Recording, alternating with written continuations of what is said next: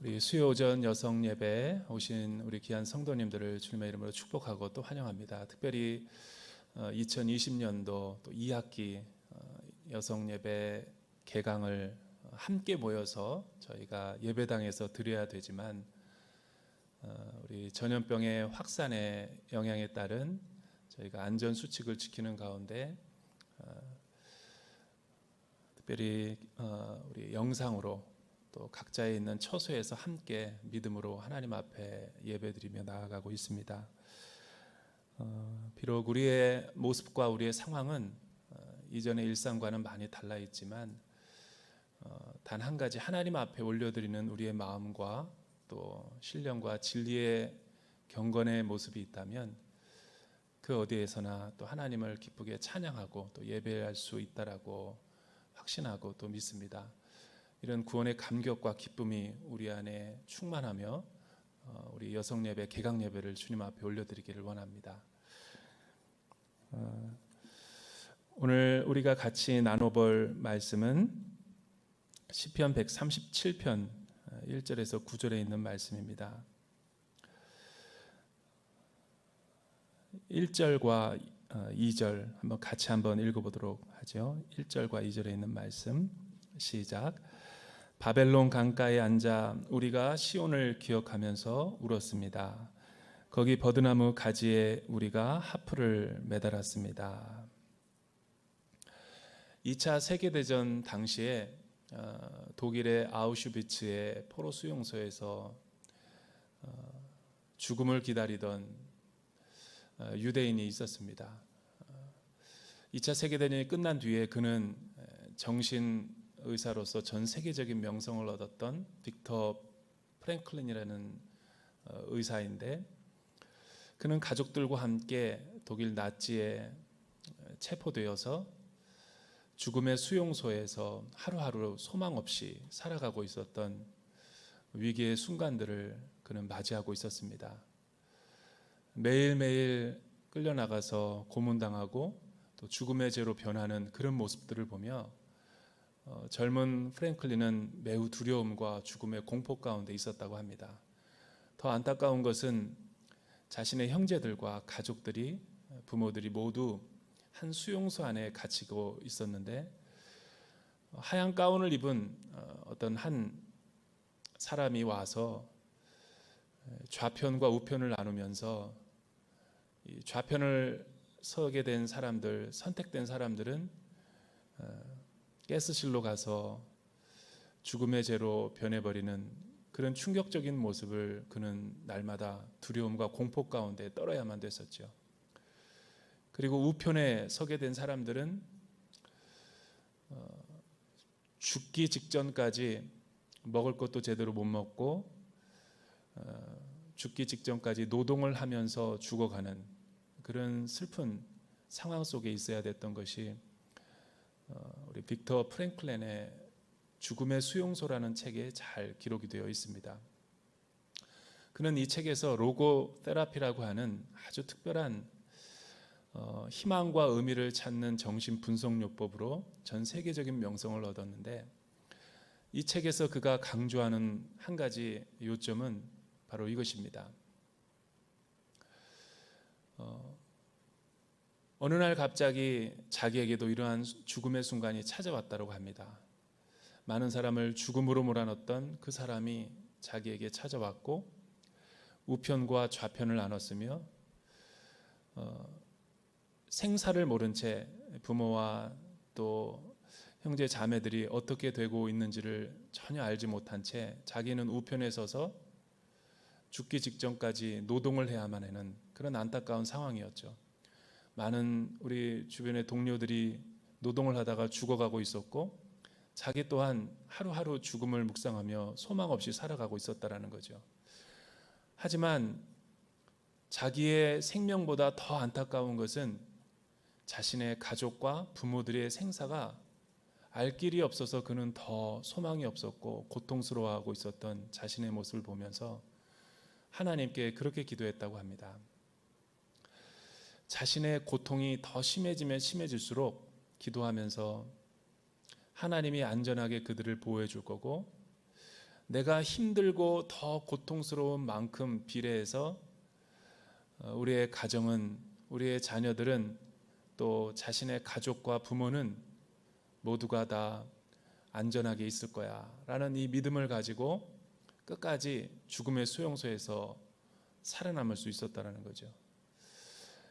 그는 2차 세계대전이 끝난 뒤에 수많은 고통과 무의미와 절망으로 죽음을 치닫고 있는 많은 현대인들에게 이 로고 테라피를 통해서 많은 영혼들을 살려내는 귀한 인류의 공헌을 한 그런 정신분석 의학자였죠. 오늘 우리가 읽은 이 시편 137편의 모습을 보면 학자들에 따라서 이견은 있지만 이것이 바벨론 포로로 끌려갈 당시 이스라엘 백성들이 그 삶의 자리에서 노래를 한 것을 묵상하고 기록된 것인가, 아니면 70년이 끝나고 예레미야의 예언에 따라서 다시 이스라엘에 돌아와 이스라엘 공동체가 새롭게 하나가 되었을 때 회복된 상황 가운데서 과거를 추억하면서 그 고통의 시간들을 추억하고 있는 것인가. 대부분의 학자들은 후자라고 이야기를 하죠. 그러니까 이거는 그 포로 당시에 기록된 책이 아니라 포로 생활이 다 끝나고 나서 이스라엘에 돌아와서 이스라엘을 재건하려고 할 때 무너진 예배와 또 우리의 경건 생활과 또 우리의 삶의 터전들을 새롭게 회복하려고 할 때 힘들고 지칠 때 그 바벨론 포로의 수치와 고통과 그 아팠던 과거를 기억하면서 다시 희망의 소망을 꿈꾸는 그런 회복의 메시지를 노래하고 있었던 거죠. 오늘 말씀을 통해서 우리가 지금 경험하고 있는 이 코로나 블루 시대에 하나님은 우리에게 무엇을 말씀하시며 우리의 여성 사역에서 또 하반기를, 2학기를 어떻게 우리가 주님 앞에 서야 하고 신앙적으로 무장하고 나가야 되는지 오늘 하나님이 우리에게 들려주시는 음성을 듣기를 원합니다. 바벨론 그 포로로 끌려갔을 때 티그리스와 유프라테스 강 사이에서 강변에서 어느 날 포로로 끌려갔던 이스라엘 백성들 가운데 누군가가 이 노동을 하면서 소망 없는 그 자신의 모습과 또 절망스러운 우리 민족의 상황을 바라보면서 또 무너진 신앙의 모습들을 바라보면서 서름이 북받쳐서 아마 이 시를 기록했을 수도 있었겠죠. 그러나 이 절망의 위기 가운데서 이스라엘 백성들은 어떤 영적인 의미를 하나님 앞에서 발견하고 이 신앙의 위기를 믿음으로 승화시키고 극복할 수 있었는가? 첫 번째는 이스라엘 백성들은 과거의 아픔을 잊지 않았다라는 거죠. 과거의 아픔을 회상함으로써 현재의 고난과 슬픔과 위기를 믿음으로 승화시킬 수 있었다라는 거예요. 다시 한번 1절과 4절 제가 여러분들을 위해서 대독하도록 하겠습니다. 바벨론 강가에 앉아 우리가 시온을 기억하면서 울었습니다. 거기 버드나무 가지에 우리가 하프를 매달았습니다. 우리를 사로잡아온 사람들을 우리에게 노래를 시키고 우리를 고문하는 사람들이 기쁨의 노래를 부르라고 했기 때문입니다. 그들은 시온의 노래 가운데 하나를 부르라 하고 말했습니다. 우리가 어떻게 남의 땅에서 여호와의 노래를 부를 수 있겠습니까? 지금 왜 이 바벨론 강변에서 시편 기자는 눈물을 흘리며 슬퍼하고 있습니까? 그것은 기가 막힌 상황 때문에 그런 거죠. 한 번도 이스라엘의 선민과 백성으로서 경험해보지 못했던 이 세속화된 도시, 문명의 도시 가운데서 예배할 수도 없고 마음껏 기도할 수도 없고 마음껏 하나님 앞에 목 놓아 찬양할 수도 없는 이 안타까운 상황이 이 시인으로 하여금 탄식하게 만들고 하나님 앞에 절규하게 만들었던 거죠. 아마 이 노래를 기록했던 시인은 레위인이었고 성전에서 찬양을 인도하던 찬양 인도자였을 것 같아요. 그래서 버드나무 가지에다가 악기를 매달아 놓고 마치 문인이 글을 쓰지 않기로 절필하듯이 이 이방 땅의 노래, 세속화된 도시에서 하나님을 찬양하지 않겠노라 하고 버드나무 가지에 매달아 놓았던 그런 상징적인 모습을 우리가 볼 수 있죠. 그런데 강 건너편에서 승리에 도취된 바벨론 제국의 사람들이 물질주의적이고 세속적이고 하나님을 알 수 없었던 그들은 조롱하면서 모욕감에 사로잡혔던 이스라엘 백성들 앞에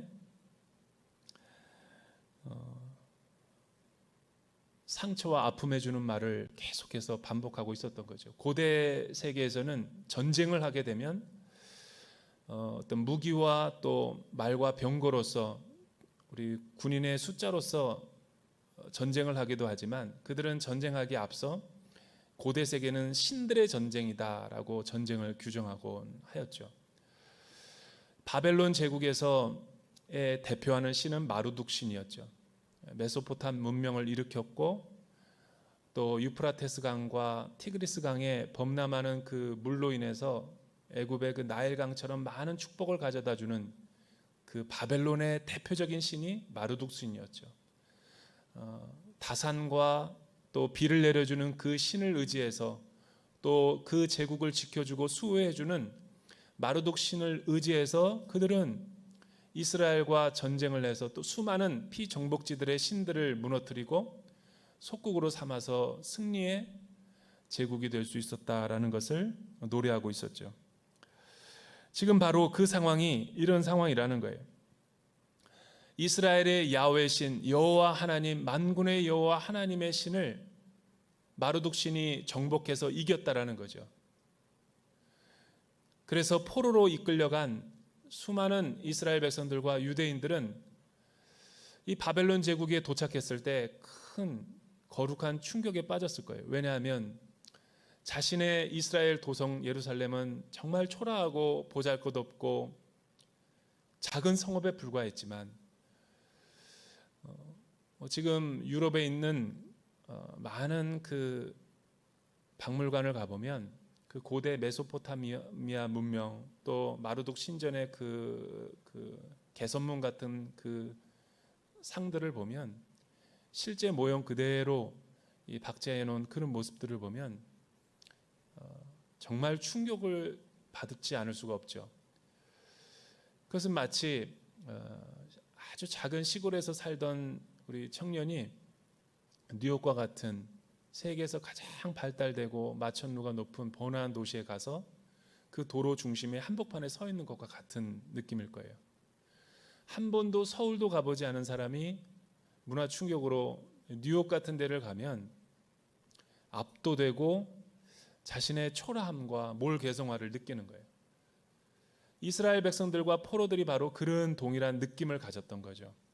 물질적이고 세계에서 가장 발달된 찬란한 문명의 꽃을 피웠고 힘을 자랑하던 이 바벨론의 마루둑 신 앞에 굴복되고 1차, 2차, 3차에 걸쳐서 그들은 다 포로로 이끌려 와서 예루살렘은 불타버리고 무너져버린 그 처참한 상황들을 바라보면서 영적인 수치감과 자존심을 다 빼앗겨 버렸을 거라는 거죠. 그런데 이런 비참한 상황 가운데서 노동을 하고 있었던 유대인 포로에게 바벨론 사람 누군가가 저 버드나무에 걸려있는 악기를 가지고 시온의 노래나 한번 불러봐라. 트로트도 아니고 대중가요도 아니고 얼마나 그 수모를 겪는 이스라엘의 아픔을 시로 이렇게 표현하고 있는 거죠. 더 슬픈 것은 이 시편 기자가 더 안타까운 것은 바벨론 포로로 이끌려와 있는 자신들이 왜 이런 슬픔과 왜 이런 모욕과 왜 이런 예배드릴 수 없는 상황과 마음껏 믿음을 가지지 못하는 상황이 되어야만 되는가 대한 자조 섞인 반문 때문에 그런 거죠.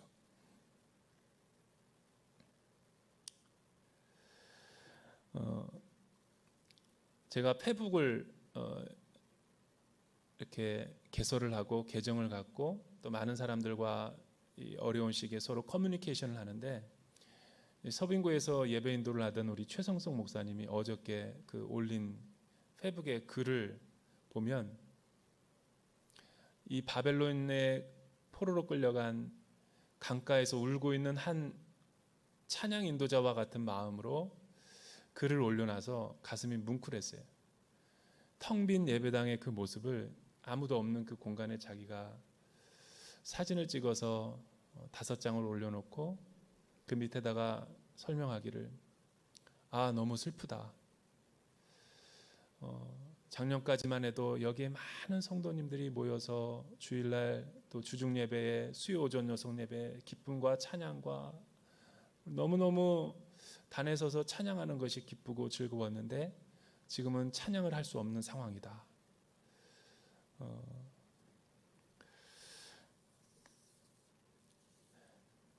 왜 이스라엘 백성들이 이런 고통과 또 이런 아픔과 바벨론 포로 생활을 해야만 돼야 됐을까? 5절과 6절에 그 이유가 나타나 있죠. 우리 한번 5절과 6절 같이 한번 읽어볼까요? 시작. 오 예루살렘아, 만약 내가 너를 잊는다면 내 오른손이 그 재주를 잃게 될 것이다. 내가 너를 기억하지 못한다면, 내가 예루살렘을 내 가장 큰 기쁨으로 여기지 않는다면 내 혀가 내 입천장에 붙어버릴 것이다.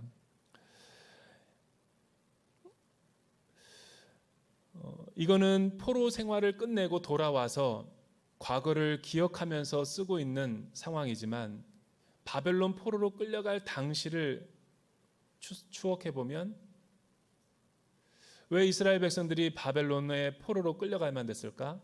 12개의 많은 그 소선지서들과 구약의 내용들을 보면 하나님 앞에 반역하고 죄를 짓고 율법을 불순종했으며 우상 숭배의 죄를 이스라엘 백성들이 저질렀기 때문에 하나님은 이스라엘 백성들에게 계속 돌아오라는 메시지를 주었지만 듣지 않고 깨닫지 못하고 교만과 자기중심적인 생각에 의해서 그들은 몰락할 수밖에 없었죠. 그래서 하나님은 그들을 포기할 수 없기 때문에 그들보다 강력한 바벨론의 제국에서 정신 차리고 돌아오라고, 철이 들어서 오라고, 구원의 기쁨과 하나님의 백성의 그 정체성이 얼마나 소중하고 가치 있는가를 깨닫고 돌아오게 하기 위해서 광야 군대로 보낸 거죠.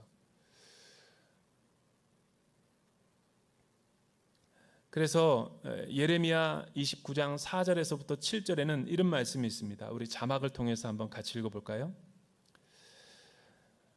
우리의 생각과는 달리 바벨론 포로로 끌려간 이스라엘 백성들에게 하나님은 이런 메시지를 주고 있어요. 만군의 여호와여, 이스라엘의 하나님께서 예루살렘에서 바벨론으로 사로잡혀 가게 한 모든 포로에게 이와 같이 말씀하시느니라. 너희는 집을 짓고 거기서 살며 텃밭을 만들고 그 열매를 먹으라. 아내를 맞이하며 자녀를 낳으며 너희 아들이 아내를 맞이하며 너희 딸이 남편을 맞아 그들로 자녀를 낳게 하여 너희가 거기에서 번성하고 줄어들지 아니하게 하라.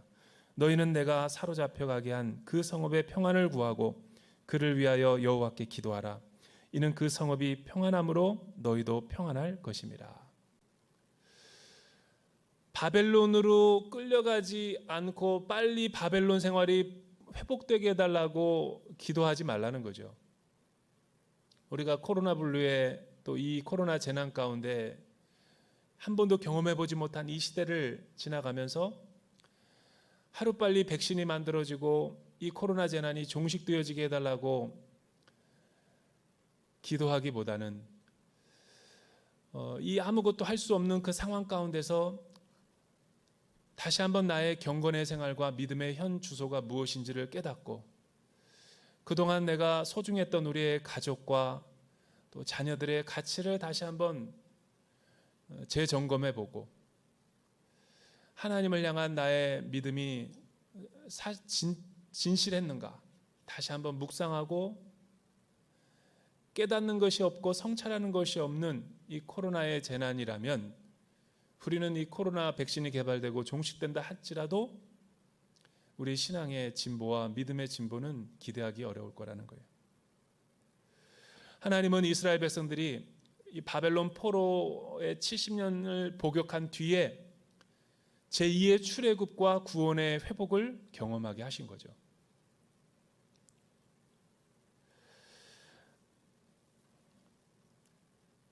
오늘 5절과 6절에 나와 있는 것처럼 오 예루살렘아 내가 너를 잊는다면, 오 예루살렘아 내가 너를 기억하지 못한다면, 내가 너를 가장 큰 기쁨으로 여기지 않는다면, 자기 저주를 하고 있는 거예요.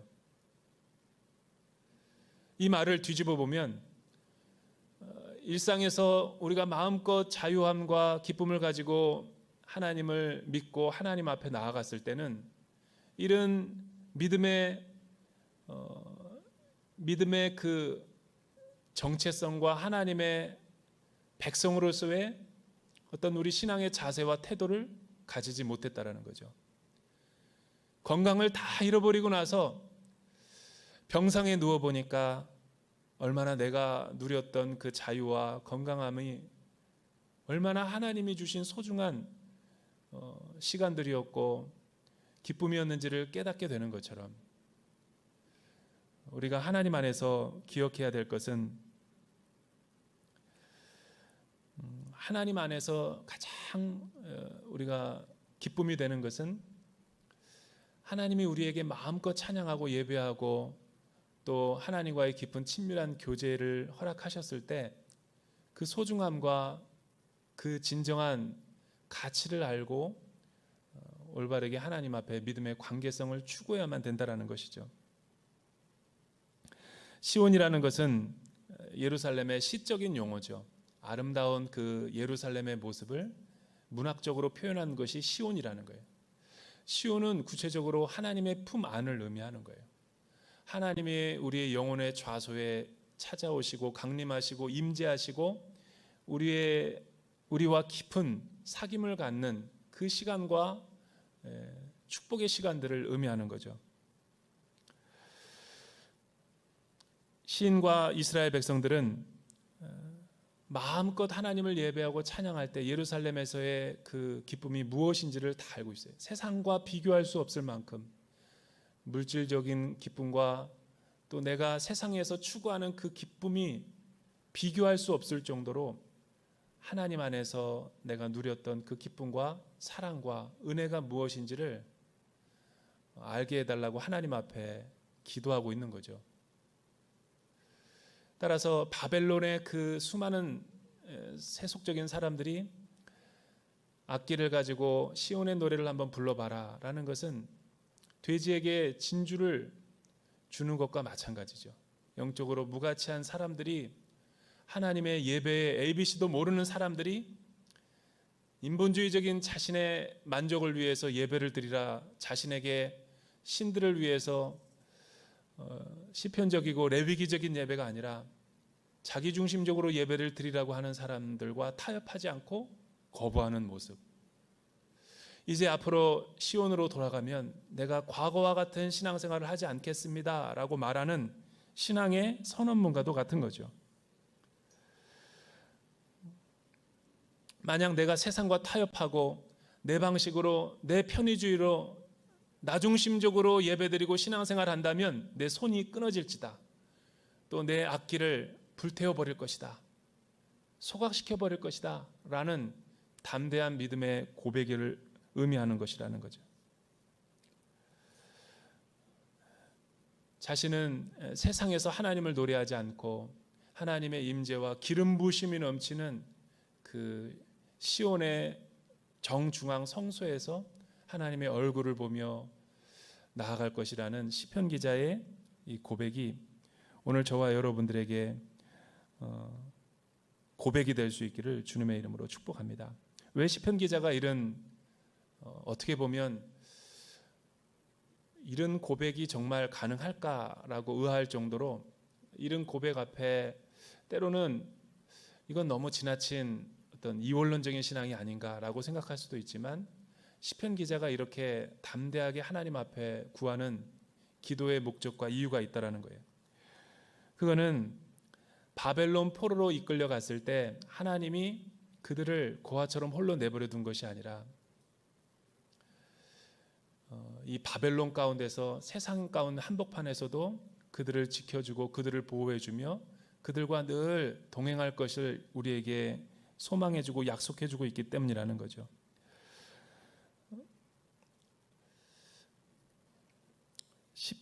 이사야서 42장 5절에서부터 7절에 있는 말씀을 보면 이런 말씀이 있습니다. 우리 자막을 통해서 한번 같이 읽어볼까요? 두려워하지 말라. 내가 너와 함께하여 내 자손을 동쪽에서부터 오게 하며 서쪽에서부터 너를 모을 것이며, 내가 북쪽에서 이르기를 내놓으라, 남쪽에서 이르기를 가두어 두지 말라. 내 아들들을 먼 곳에서 이끌며 내 딸들을 땅끝에서 오게 하며, 내 이름으로 불려지는 모든 자 곧 내가 내 영광을 위하여 창조한 자를 오게 하라. 그를 내가 지었고 그를 내가 만들었느니라.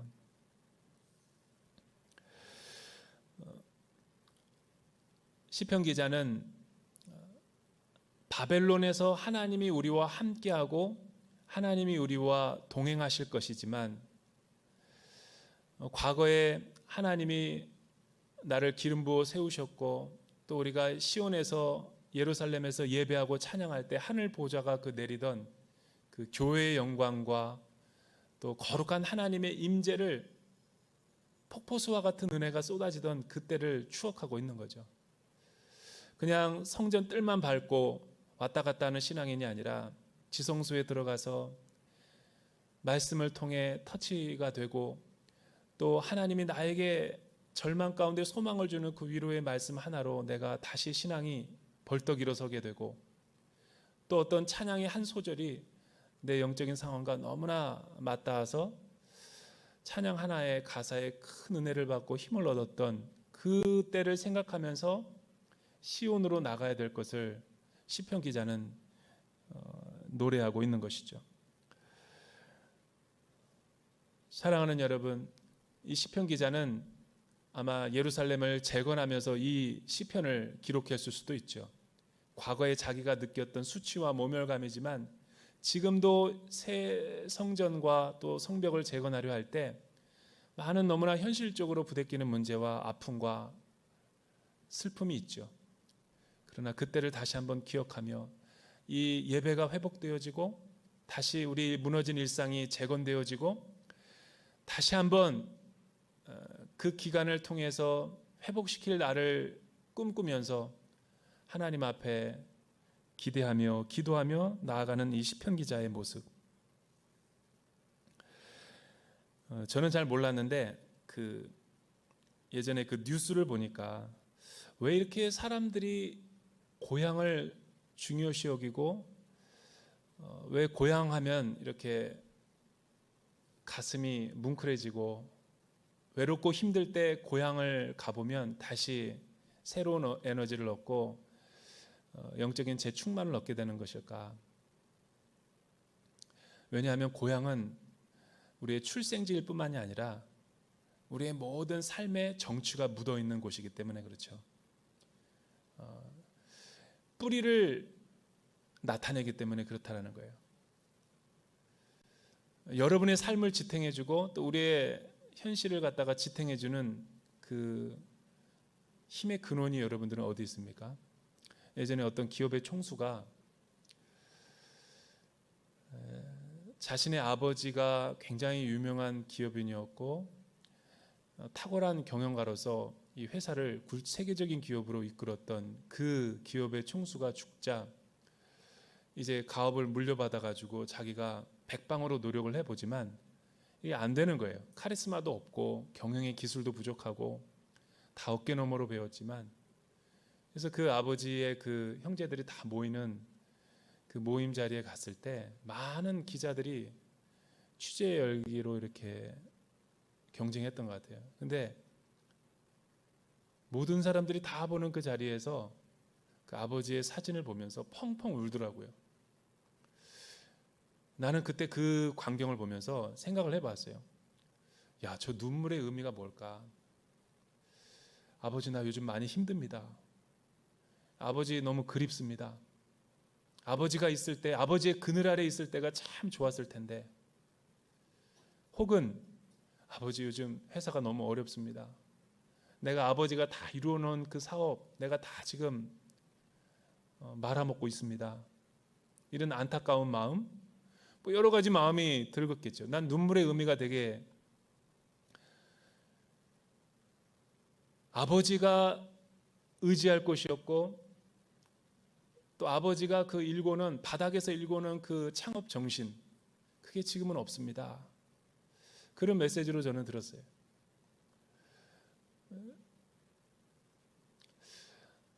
북한에서 그 김정일의 아들로서 선택을 받지 못하고 김정은에 의해서 계속 그 쫓겨다니던 그 김정남이 어느 날 피살됐죠. 테러를 당하고. 나중에 그가 죽었을 때 그의 어떤 살아온 삶을 쭉 간추린 뉴스를 본 적이 있는데, 살아있을 때 그가 가장 많이 불렀던 노래가 있었대요. 우리 대한민국 가요였는데, 그는 늘 고향에 돌아가고 싶은 마음으로 이 노래를 불렀다 그래요. 나훈아가 부른 고향으로 가는 배. 그 고향을 떠나온 그 안타까운 외로움과 고독, 그래서 고향으로 가는 배를 타고 싶다. 그 남촌에는 새들이 우짖고 정을 잃어버린 사람들이 가면 부모의 따스한 사랑을 받고 다시 회복해서 살아나는 그 곳으로 가고 싶다. 일제시대 때 외로움과 또 수치감을 일본 사람들에게 지배를 받으면서 모욕감 가운데 우리 대전 사람이죠. 옥천에서 태어나서 유명한 시인이 되었던 정지용 씨는 우리가 잘 아는 노래와 시의 가사를 썼죠. 향수라는 시. 넓은 벌 동쪽 끝으로 옛 이야기 지줄대는 실개천이 휘돌아 나가고 얼룩배기 황소가 해설피 금빛 게으른 울음을 우는 곳. 그곳에 차마 꿈엔들 이칠리야. 질화로에 재가 식어지면 비인밭에 밤바람 소리 말을 달리고 엷은 졸음에 겨운 늙으신 아버지가 집베개를 돋아 고이시는 곳. 그곳이 차마 꿈엔들 이칠리야. 흙에서 자란 내 마음 파란 하늘빛이 그리워 함부로 쏜 화살을 찾으러 풀섭 이슬에 함추름 휘적시던 곳. 그곳이 차마 꿈엔들 이칠리야. 전설 바다에 춤추는 밤물결 같은 검은 귀민머리 날리는 어린 누이와 아무렇지도 않고 예쁠 것도 없는 사철 발벗은 아내가 따가운 햇살을 등에 지고 이삭 줍던 그곳. 그곳이 차마 꿈엔들 이칠리야.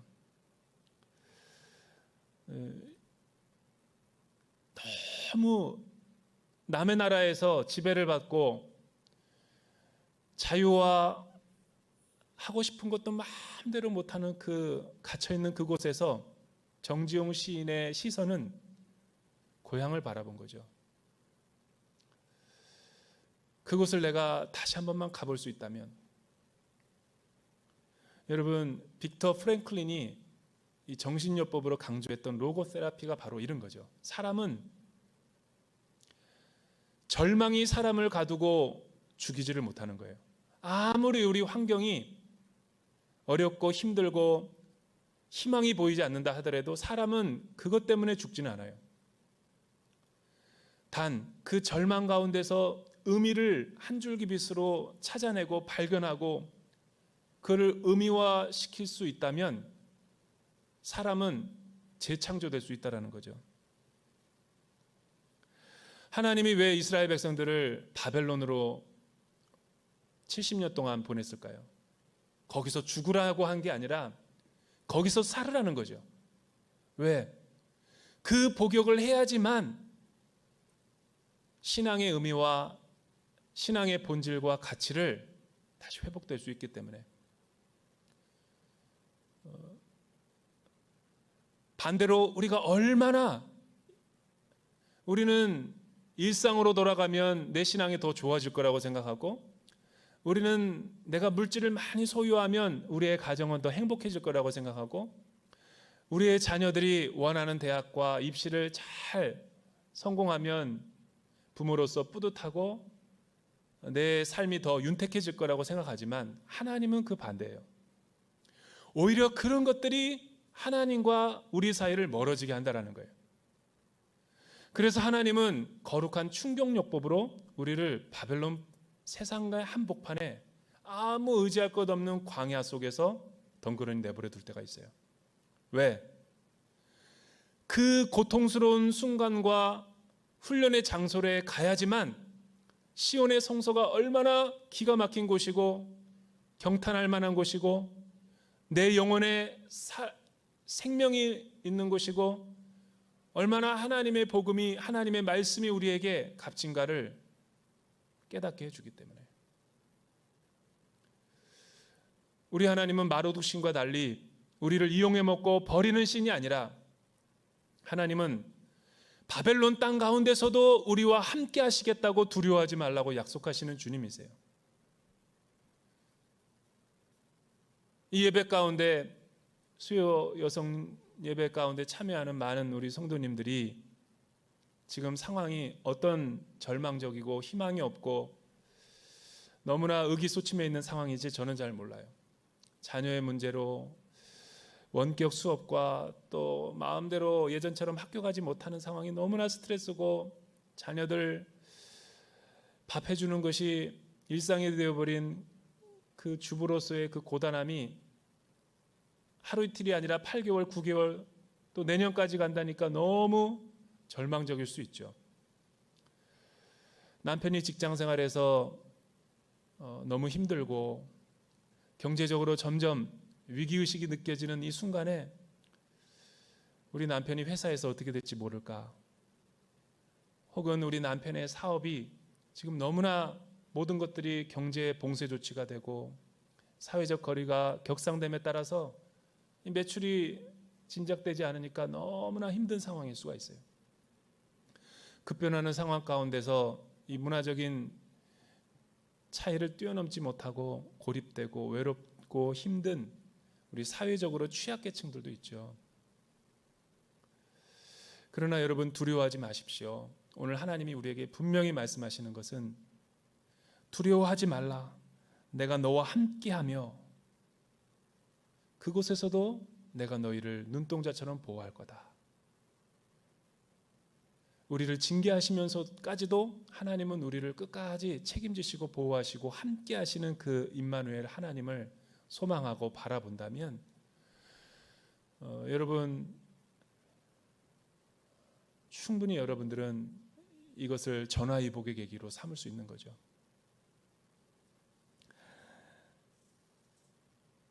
이 기간에 우리가 정신 차리고 다시 한번 영적인 도약을 해야 될 그 비전과 영역은 무엇일까요?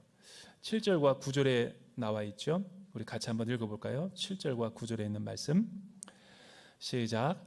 오 여호와여, 예루살렘이 넘어지던 날에 에돔이 한 일을 기억하소서. 그들이 부르짖으며 무너뜨리라, 그 기초가까지 다 무너뜨리라 라고 했습니다. 오 멸망할 수밖에 없는 바벨론의 딸들아, 내가 우리에게 한 대로 갚아주는 사람은 복이 있으리라. 내 어린 아이들을 잡아다가 바위에 메어치는 사람은 복이 있으리라. 어떻게 보면 굉장히 그 전쟁 용어가 나오기 때문에 두렵고 무시무시하고 사륙적인 그 장면이 나타나기 때문에 우린 끔찍하게 생각할 수도 있겠죠. 그러나 시인은 이 시편 내용을 통해서 우리에게 전쟁의 기술을 보여주는 거예요. 하나님이 왜 우리에게 이렇게 절망의 상황, 또 수치를 당하고 모욕을 당하는 교회의 상황으로 우리를 몰아넣으셨는가? 여기서 죽고 망하라고 우리를 이렇게 두신 것이 아니에요. 세상의 한복판에 우리를 둔 것이 아니라는 거예요. 이스라엘 백성들은 영적인 정체성을 회복하고 또 영적인 분별력을 이 고난의 세월을 통해서 다시 일으키고 회복하게 된 거죠. 하나님 안에서 다시 한번 정신 차리고 보니까 내가 그동안 얼마나 이 믿음과 신앙생활이 잘못했는지를 깨닫게 된 거예요. 그리고 자신들을 이 지경까지 몰아넣은 근본 원인이 무엇인지를 성찰하게 되고 내면의 세계를 바라보게 된 거죠.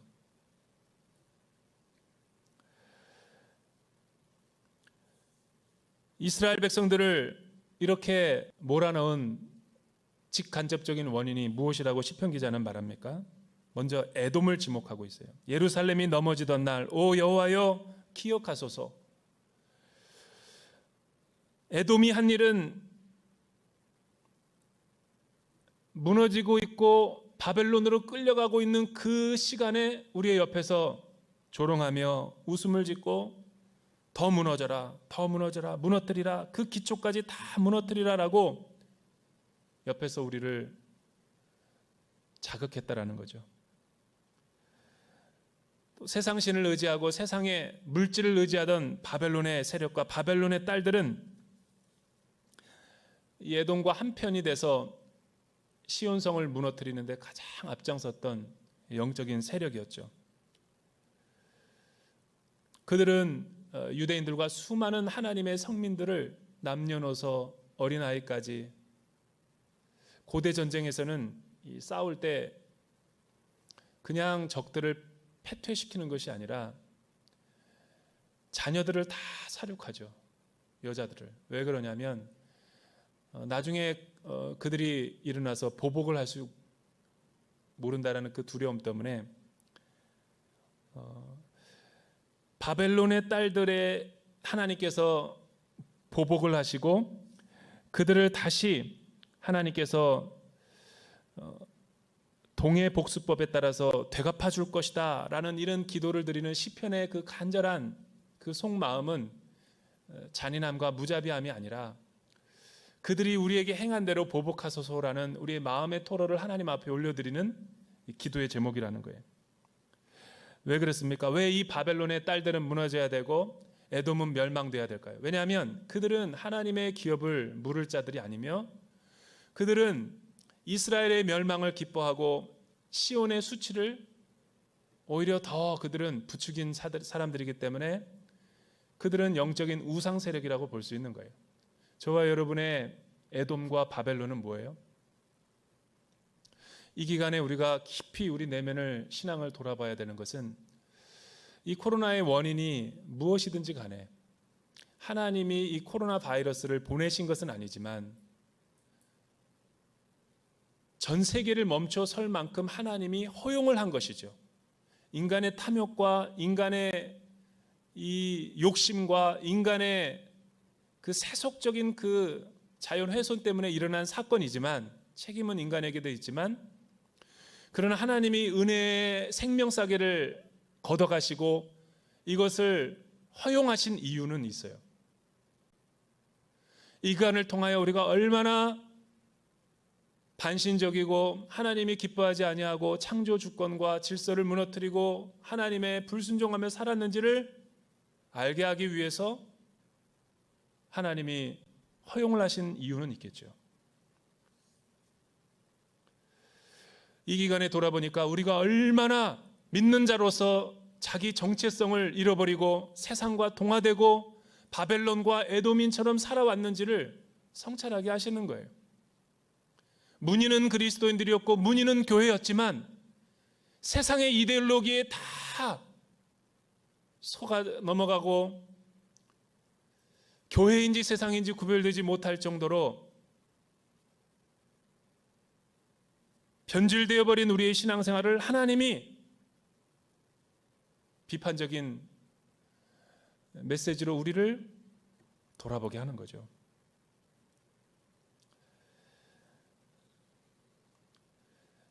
바벨론과 에돔은 세상 사람들을 의미하는 거죠.